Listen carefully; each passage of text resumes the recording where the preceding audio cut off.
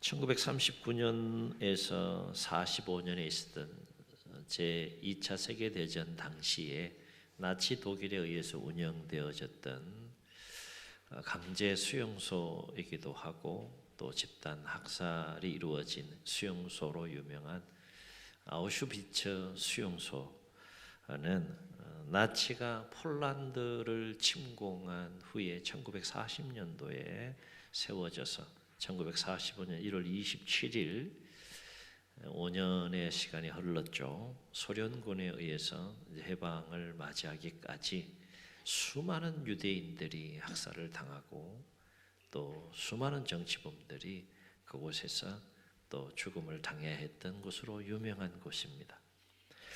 그런데 유대인으로서 이 수용소에서 살아남은 심리학자가 있었는데 빅터 프랭클이라고 하는 심리학자가 그곳에서 이제 살아남은 거예요.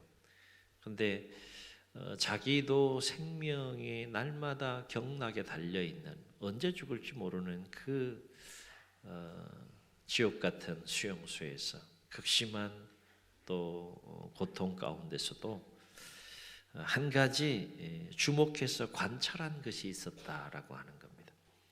어떤 주제를 가지고 수용소에 있는 사람들을 관찰했는가 하면 어떤 사람이 삶을 포기하고 어떤 사람이 끝까지 살아남는가, 이 주제를 가지고 사람들을 관찰했다는 거예요.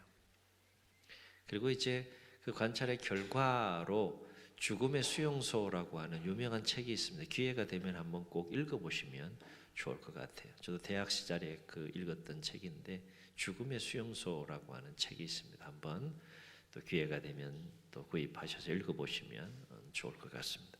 어쨌든 이 빅터 프랭클이라고 하는 심리학자가 그 수용소, 죽음의 수용소에 있는 사람들을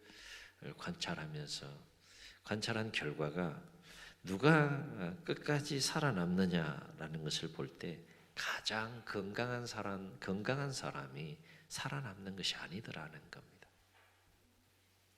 절망적인, 매일매일 절망적인, 매일매일 죽음의 공포와 씨름해야 하는, 언제 죽을지 모르는 그 상황 속에서도 그 상황에 갇히지 않고 미래에 내가 해야 될 일이나 사랑하는 가족을 끊임없이 생각하면서 마음속으로 끊임없이 바라보는 그 사람이 끝까지 생존하더라 라고 하는 거죠.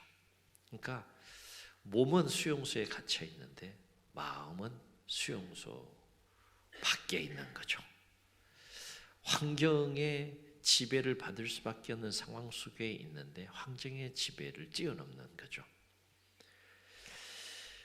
그러니까 사람의 삶은 주어진 그 환경에 의해서 좌우되는 것이 아니라 주어진 환경 속에 있는 그 사람이 어떤 마음과 생각을 가지고 그 환경을 대하고 그 환경의 삶을 살아가느냐에 따라서 그 삶과 인생이 달려있다라고 하는 중요한 교훈을 우리에게 준다는 겁니다. 여러분은 여러분의 삶을 어떤 마음을 가지고 바라보시는지요? 여러분은 여러분 자신을 어떤 마음으로 바라보시면서 삶을 살아가시는지요? 굉장히 중요한 문제죠. 똑같은 24시간을 하나님께서 우리에게 허락해 주시면서 각자의 삶의 자리에서 삶을 살아가는데 그 삶을 어떤 마음과 생각을 가지고 바라보며 살아가느냐, 그리고 그 삶을 살아가는 자기 자신을 어떻게 바라보며 살아가느냐, 이건 굉장히 중요한 문제이다 라고 하는 것입니다. 오늘 말씀은 사사시대에 있었던 이야기입니다. 이스라엘 역사 가운데 350년 동안 영적인 암흑기였던, 하나님이 이스라엘 백성들의 왕인데 그 왕으로 인정하지 않고 자기 자신을 왕으로 생각하고 자기 자신이 옳다고 생각하는 대로 삶을 살았던 이 사사시대에 하나님께서 이스라엘 백성들을 미디안 족속의 압제를 7년 동안 또 받게 함으로 곤고한 삶을 살게 하신 그 상황 속에서 이 미디안 족속으로부터 이스라엘을 구원할 한 사사를 부르시는 장면인데 그 사사가 바로 기드온입니다. 오늘 기드온이 이스라엘의 사사로 부름받는 장면이 되겠습니다. 6장 1절을 보면 이스라엘 백성들이 왜 미디안 족속으로부터 7년 동안 압제를 당하면서 고난과 고통의 세월을 보내야 했는지에 대한 이유를 설명하는데, 그것은 하나님의 백성이 하나님의 말씀대로 살지 않고 하나님 앞에 악을 행했기 때문이라고 얘기를 합니다. 악을 행하니까 주변 민족을 채찍으로 쓰신 거예요. 그게 미디안이었고, 그 7년 동안 미디안의 압제 가운데 이스라엘 백성들의 삶이 어떠했는지 6절에서 이렇게 증언합니다. 이스라엘이 미디안으로 말미암아 궁핍이 심한지라. 이에 이스라엘 자손이 여호와께 부르짖었더라. 고통이 너무 심하니까, 너무 힘드니까 하나님 도와달라고 이제 부르짖는 상황인 거죠. 읽지는 않았지만 3절로 5절에 보게 되면 왜 이스라엘 백성들이 미디안으로 말미암아 그 궁핍함이 아주 심했는가에 대한 이유를 설명하고 있는데, 밭에 파종을 하고 이제 타작을 할 시기가 되면 미디안은 물론이거니와 아말렉과 동방의 사람들이 치고 들어와서 그 곡식들을 끊임없이 약탈해 가는 겁니다. 먹을 것이 없는 거죠. 그 삶이 7년 동안 계속 반복되는 거예요. 심령이 메마를 수밖에 없는 거고, 곤고할 수밖에 없는 거고. 오늘 말씀은 이러한 배경 가운데에서 기도원이 미디안으로부터 이스라엘을 구원할 사사로 부름받는 장면이 되는데, 오늘 기도원의 그 심령의 상태를 이렇게 보면 깊은 절망 가운데 빠져 있는 것을 보게 돼요. 깊은 절망 가운데 낙심하면서 하루하루 삶을 숨죽이며 살아가는 그 기도원의 모습을, 물론 이스라엘 백성들은 물론이거니와 하나님께서 미디안에서 이스라엘 백성들을 구원하기 위한 도구로 선택받아 쓰임받는 이 기도원의 마음속에도 어둠이 충만한 겁니다. 절망과 낙심 가운데 숨죽이면서 그렇게 하루하루 삶을 살아가는 모습을 우리는 11절을 통해서 볼 수 있는데, 11절을 보면 밀 타작할 때가 되어서, 미디안이 어디서 밀을 타작했다고 했습니까? 포도주 털 속에서 밀을 타작했다는 거예요. 이 얘기는 뭔가 하면 숨어서, 누구 때문에 숨는 거예요?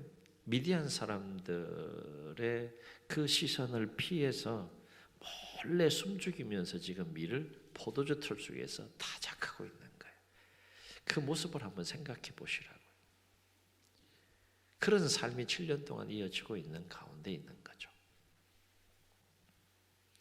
그렇다면 왜 기도원은 날마다 깊은 절망에 빠져서 낙심하면서 하루하루 삶을 살아가야 했는가? 오늘 말씀 보면 두 가지 중요한 이유를 발견할 수 있어요. 기도원의 마음속에 반드시 하나님의 백성으로서 가져야 될 두 가지 믿음이 있어야 되는데, 이 두 가지 믿음을 완전히 상실해 버린 겁니다. 첫 번째, 어떤 믿음을 상실했느냐? 기도원의 마음속에 하나님의 위대하심에 대한 믿음을 잃어버렸어요. 다시 말해 기도원에게 있어서 더 이상 하나님은 신뢰의 대상이 아닌 겁니다. 의지의 대상이 아닌 거예요. 의지하고 싶은 대상이 아닌 겁니다.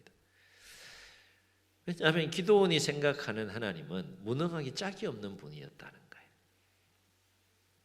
그래서 12절 보면 어느 날 여호와의 사자가 기도원에 나타나서 기가 막힌 이야기를 합니다. 큰 용사여, 여호와께서 너와 함께 계시도다. 이런 얘기를 해요. 지금 숨죽이면서 미디안 사람들로부터 곡식을 뺏길까 봐 또 생명의 위협을 느끼면서 두려움 가운데에서 지금 밀을 이렇게 타작하고 있는 그 기도원에게 나타나서 지금 뭐라고 얘기하는가 하면, 큰 용사여 여호와께서 너와 함께 하시도다. 기가 찬 이야기를 합니다. 이게 귀에 들어오겠어요? 그러니까 기도원이 너무 기가 차다라고 하는 그 마음을 그대로 반응하는 모습을 보게 되는데, 13절을 보게 되면 여호와의 사자의 이러한 말에 빈정되면서 반문하면서 이렇게 반문하는 것을 볼 수 있습니다. 우리 13절 함께 읽습니다. 시작. 기도원이 그에게 대답하되, 오 나의 주여 여호와께서 우리와 함께 계시면 어찌하여 이 모든 일이 우리에게 일어났나이까? 또 우리 조상들이 일찍이 우리에게 이르기를 여호와께서 우리를 애굽에서 올라오게 하신 것이 아니냐 한 그 모든 이적이 어디 있나이까? 이제 여호와께서 우리를 버리사 미디안의 손에 우리를 넘겨주셨나이다 하니, 기도원의 지금 마음의 상태가 어떠한지를 볼 수 있어요. 한마디로 하나님이 무능하지 않고서야 어찌 지금 우리가 미디안의 압제 가운데 이와 같은 고난의 세월, 곤고한 삶을 살아야 되느냐? 왜 이 지경이 되어야 했느냐? 정말 하나님 살아 계신 거냐? 정말 하나님 능력이 무한하신 분이시냐? 그렇다면 어찌 하나님의 백성이 이와 같은 상황 속의 삶을 살아야 되느냐? 이게 말이 되느냐? 그런데 지금 나더러 큰 용사라니, 그런데 여호와 하나님이 나와 함께 하신다니, 내가 말도 안 되는 그 소리를 지금 믿어야 하느냐? 웃기는 소리 하지 말라. 지금 이렇게 얘기하는 거예요. 여러분 가만히 생각해 보세요. 하나님의 백성의 마음속에 하나님을 향한 마음이 이래요. 지금 하나님에 대해서 완전히 절망한 겁니다. 하나님에 대한 신뢰와 믿음이 완전히 무너진 거예요. 우리는 이러한 기도원의 고백에서 기도원이 얼마나 하나님에 대해서 낙심하고 얼마나 하나님에 대해서 절망하고 있는지를 우리가 볼 수 있죠. 또 한 가지, 기도원이 매일매일의 삶 속에서 낙심과 절망 가운데 삶을 살아가는 또 한 가지 중요한 이유는 무슨 믿음을 잃어버렸는가 하면, 하나님이 기도원과 함께 하심에 대한 그 믿음을 잃어버렸다는 거예요. 도미노처럼 무너질 수밖에 없어요. 가만히 생각해 보세요. 하나님이 기도원이 생각하기에는 무능하기 짝이 없는 분이에요. 하나님에 대해서 완전한 그 위대하심에 대한 믿음이 무너지고 하나님에 대해서 완전히 절망에 빠져 있는 상황 가운데에서 하나님의 함께 하심에 대한 믿음이 생기겠어요? 생길 수가 없는 거예요. 그런데 여러분 그거 아십니까? 하나님이 여러분이 무능하다고 생각하면 정말 하나님 무능하신 분입니까? 네? 하나님 나와 함께하지 않는다고 여러분이 굳게 믿는다고 하면 정말 하나님 함께하지 않는 겁니까? 하나님 그런 분이 아니죠. 나의 믿음의 고백이 있건 없건 간에 하나님은 여전히 위대하신 분이시고 여전히 하나님의 백성들과 함께 하시죠. 사람과 다른 분이세요.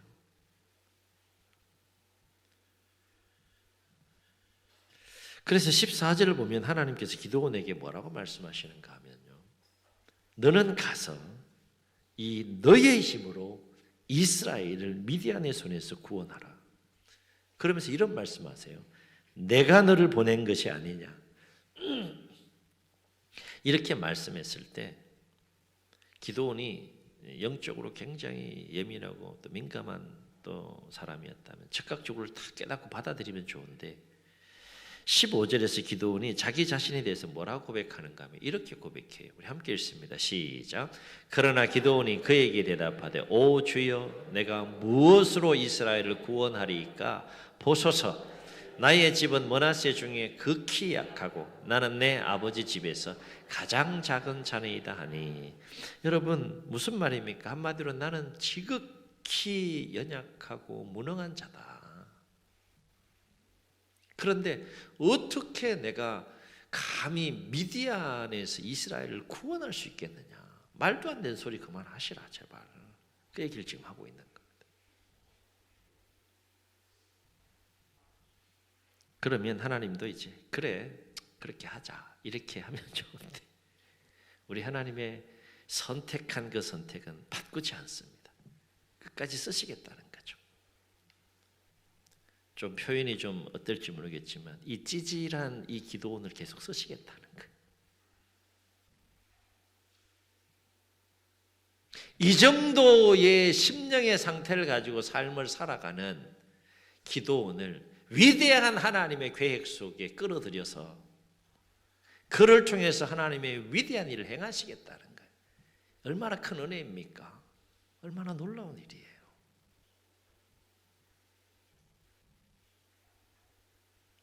하나님에 대해서도 절망했어요. 자기 자신에 대해서도 절망했어요.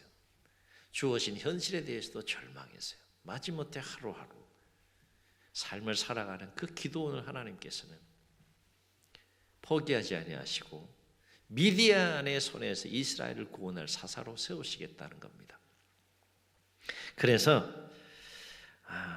16절을 보게 되면 하나님의 위대하심과 하나님의 함께하심에 대한 믿음을 잃어버리고 주어진 현실과 자기 자신에 대해서 깊은 절망에 빠져 있는 기도원을 향하여서 계속해서 하나님 이렇게 말씀하세요.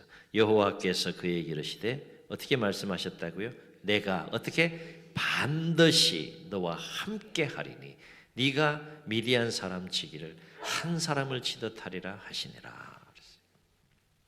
오늘 말씀에서 우리가 주목할 것이 뭘까요? 두 가지를 생각해 봅니다. 첫째는 하나님의 위대하심과 하나님의 함께하심에 대한 믿음을 잃어버리게 되면 우리가 감당할 수 없는 고난과 위기를 만났을 때 반드시 깊은 절망과 낙심 가운데 빠질 수밖에 없다는 거예요. 내가 감당할 수 있는 고난, 내가 감당할 수 있는 위기는 그냥 감당하면 돼요. 근데 삶을 살다 보면 버거운 일들이 있잖아요. 때로는 내 힘으로는 어떻게 할 수 없는 상황을 만날 때도 있잖아요. 우리의 힘과 노력만으로는 감당하기엔 여전히 한계와 부족함이 있기 때문에 하나님의 위대하심과 하나님의 함께하시면 믿음이 무너지게 되면 그 삶의 여정에서 만나는 감당하기 버겁고 힘겨운 고난과 위기를 만났을 때 마음이 무너질 수밖에 없다. 마음이 무너지면 삶이 무너지는 거, 인생이 무너지는 거죠. 두 번째 오늘 말씀에서 우리 주목할 것은 뭔가 하면 우리는 누구의 눈으로 하나님을 바라보고 누구의 눈으로 우리 자신을 바라봐야 하느냐라고 하는 거예요. 나의 눈으로 나의 생각대로 하나님을 바라보고 나의 눈과 나의 생각대로 나를 바라보느냐 아니면 하나님의 눈으로 하나님을 바라보고 하나님의 눈으로 내 자신을 바라보느냐 굉장히 중요한 문제이다.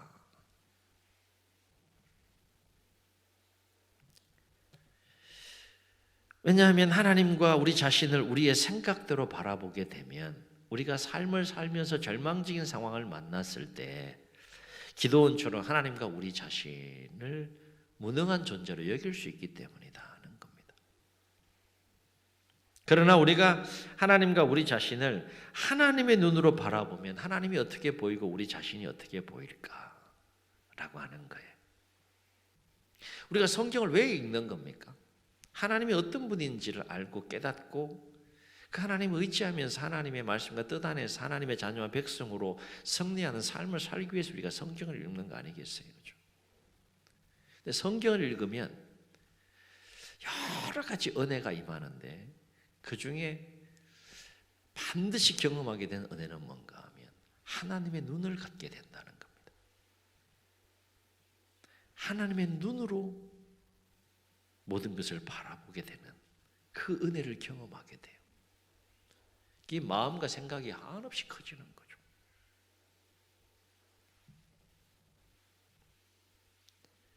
여러분 하나님의 눈으로 하나님을 바라보면 하나님이 어떤 분으로 보일까요? 우리에게 놓인 삶의 상황이 어떠하든지 간에 하나님은 그 모든 상황에서 능히 우리를 건지시고 구원하시는 위대하신 분이시다. 아멘. 수많은 사건들이 있어요. 하나 예를 들어볼게요. 홍해 앞에 딱 섰어. 우리가 감당할 수 없는 상황이에요. 그죠? 우리의 눈으로 보면 그 상황은 불가능한 상황이에요. 길이 없어요. 답이 없어요. 하나님의 눈으로 보면 길이 있어요, 없어요? 길이 있어요. 아무것도 아니에요. 바다 가르는 거 뭐 아무것도 아니에요.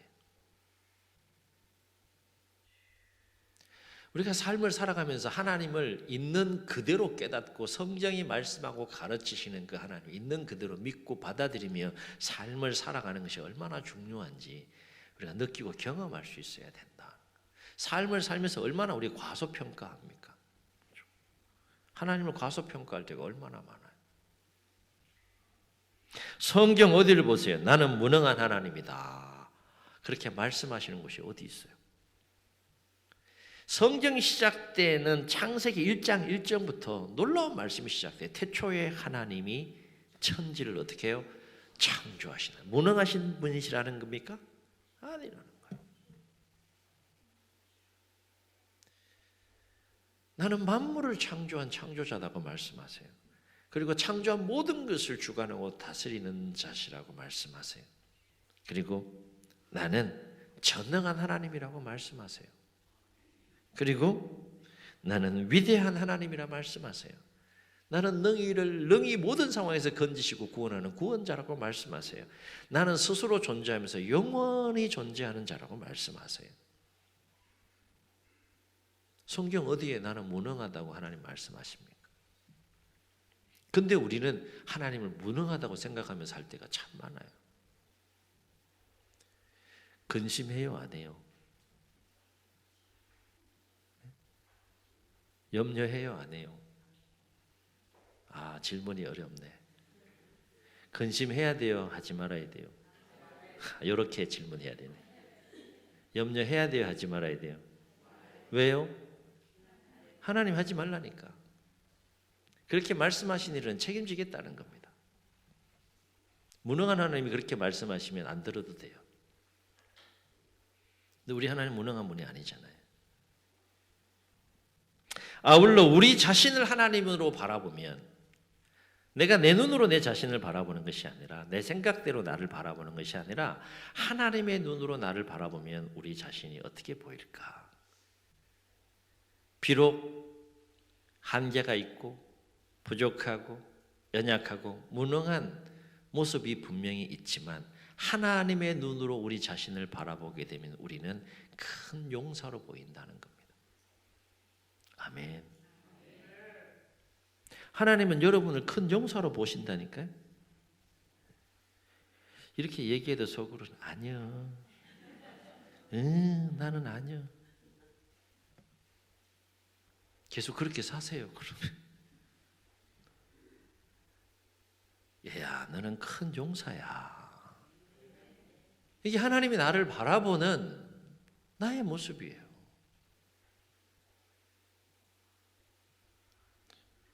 왜냐하면 하나님이 함께하지 않는 내 자신은 한없이 연약하고 부족하고 한계가 있고 무능한 존재일 수 있어요. 그죠? 그거 인정해요. 그죠? 그런데 위대하신 하나님이 함께하는 나는 완전히 다른 존재다. 위대하신 하나님이 함께하는 나는 큰 용사다 이거예요.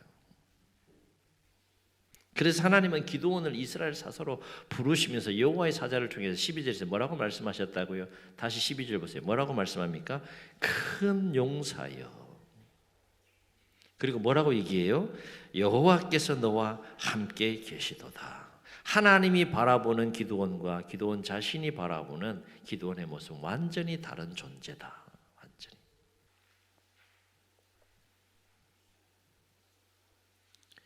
그리고 14절에서 또 뭐라고 말씀하셨다고요? 너는 가서 이 너의 힘으로 이스라엘을 미디안의 손에서 구원하라. 그리고 뭐라고 말씀하셨다고요?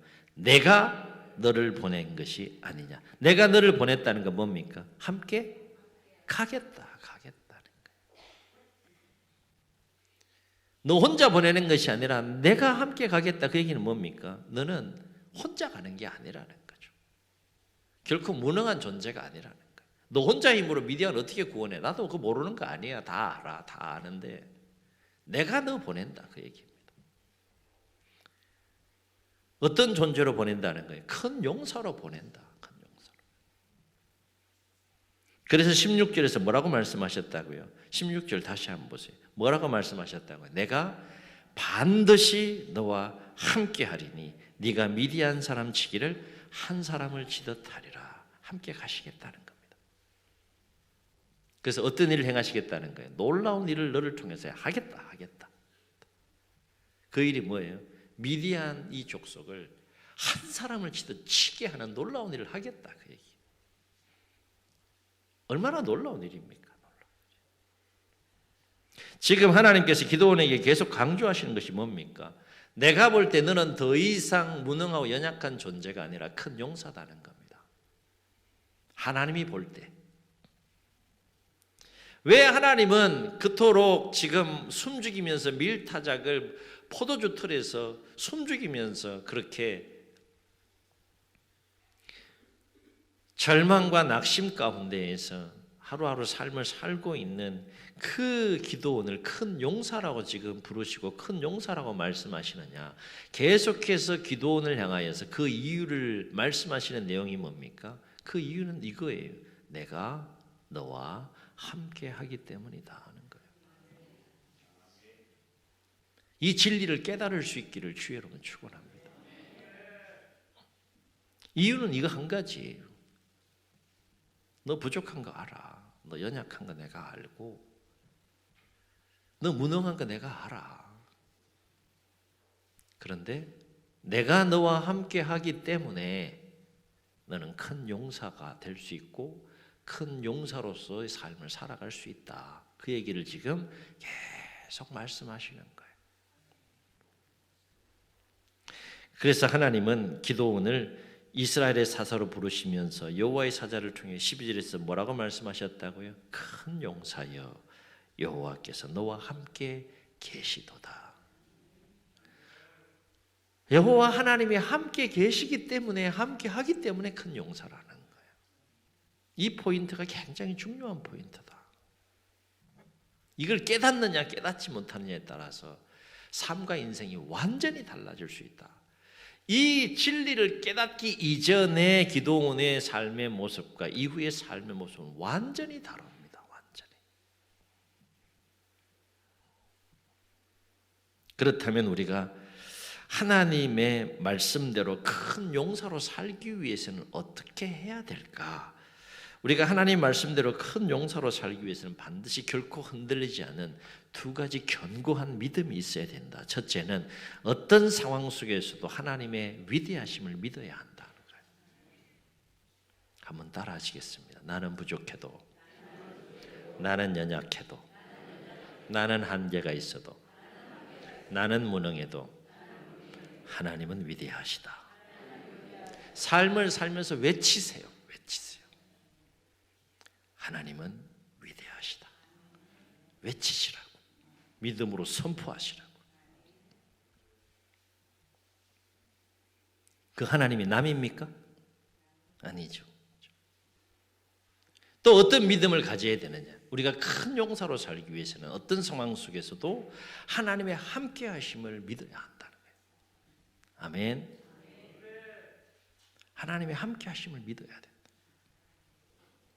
그리하면 우리는 이 두 가지 확고한 믿음 안에서 어떤 상황 속에서 낙심하지 않고 절망하지 않고 그 모든 상황을 넉넉하게 이기는 큰 용사로 살 수 있다. 이 말씀을 지금 하고 있는 겁니다.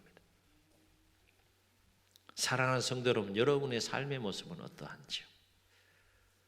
혹 이 진리를 깨닫고 이 믿음을 갖기 이전의 기도원의 모습처럼 하나님의 위대하심에 대한 믿음이 희미해지거나 하나님의 함께하심에 대한 믿음이 희미해지거나 잃어버린 채 나의 주어진 삶의 현실 가운데서 고뇌하고 근심하고 염려하고 불안해하고 초조해하고 낙심하고 그런 어두운 마음들에 사로잡혀 삶을 살아가고 있는 모습은 없는지요? 분명한 사실은 비록 내가 처한 삶의 현실과 상황이 아무리 어둡고 알무니 절망적이라 할지라도 내 이 10년 가운데에 하나님의 위대하심에 대한 분명하고 확고한 믿음이 있고 하나님이 나와 함께 하신다라고 하는 이 분명한 믿음이 있으면 우리는 그 모든 것들을 넉넉하게 이겨낼 수 있는 큰 용사로 살 수 있다는 겁니다. 아멘. 문제는 우리 안에 이 두 가지 믿음이 있느냐?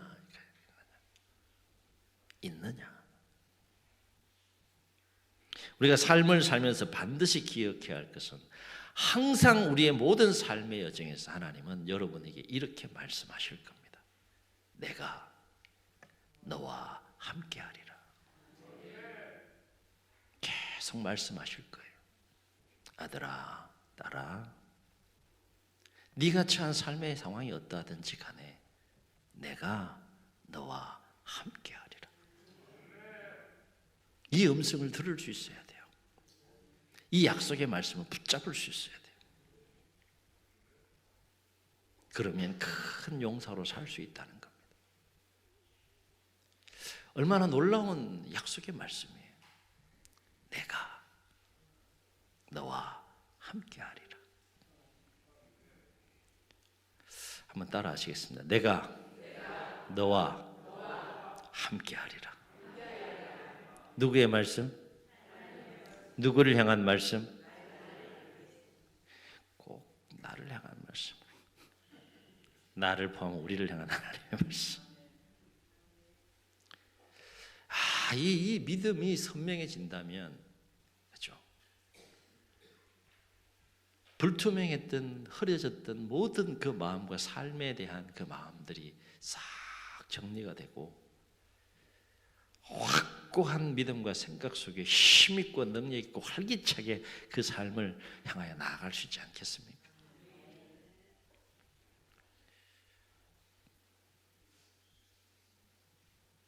하나님 여러분에게 말씀하십니다. 내가 너와 함께하리라.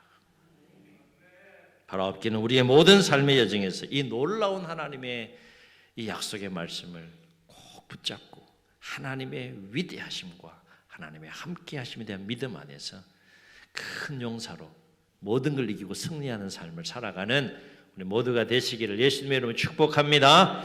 축복합니다. 우리 말씀을 기억하시면서 함께 찬양하시고 통성으로 기도하겠습니다.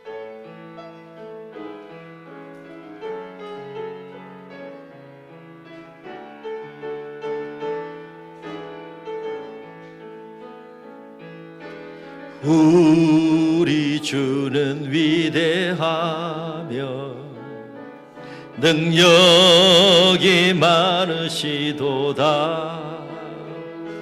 그의 지혜 무궁하며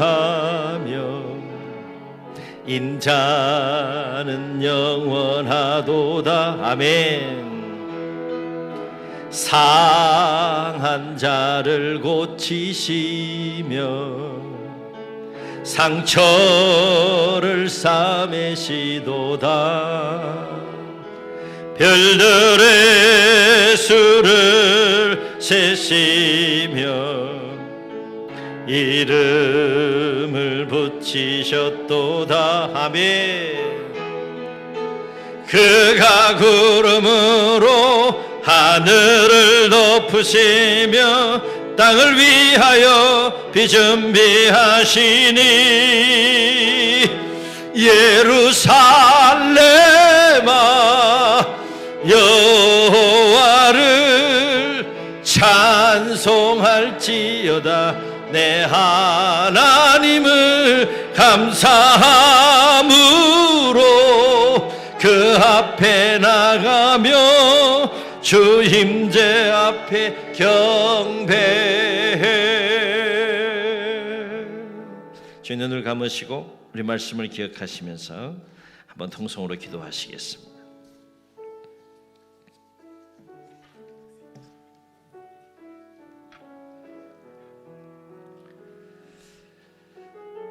하나님도 아십니다. 우리가 연약한 거 아십니다.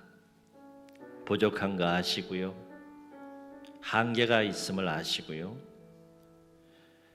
또 무능함이 있는 것도 아십니다. 그래서 함께 하시겠다는 겁니다. 그래서 도와주시겠다는 겁니다. 그래서 우리의 하나님이 되어 주시겠다는 것입니다. 우리는 연약하고 부족하고 한계가 있고 무능해도 하나님은 연약하지 않습니다. 무능하지 않습니다. 위대하신 분이십니다. 우리의 모든 삶의 여정에 동행하시고 함께 하시는 분이십니다. 삶의 여정에서 하나님의 위대하심에 대한 믿음을 가지고 어떤 상황에 놓이든지 간에 위대하신 하나님이 나와 함께 하신다라고 하는 분명한 믿음 안에서 큰 용사로 하나님은 살기 원하십니다. 이 두 가지 분명한 확고한 믿음 가지고 모든 고난, 모든 위기, 모든 시련, 모든 장애물 넉넉하게 이기고 큰 용사로 승리하는 삶을 살게 해달라고 주님 세 번 부르시고 통성으로 기도합니다. 주여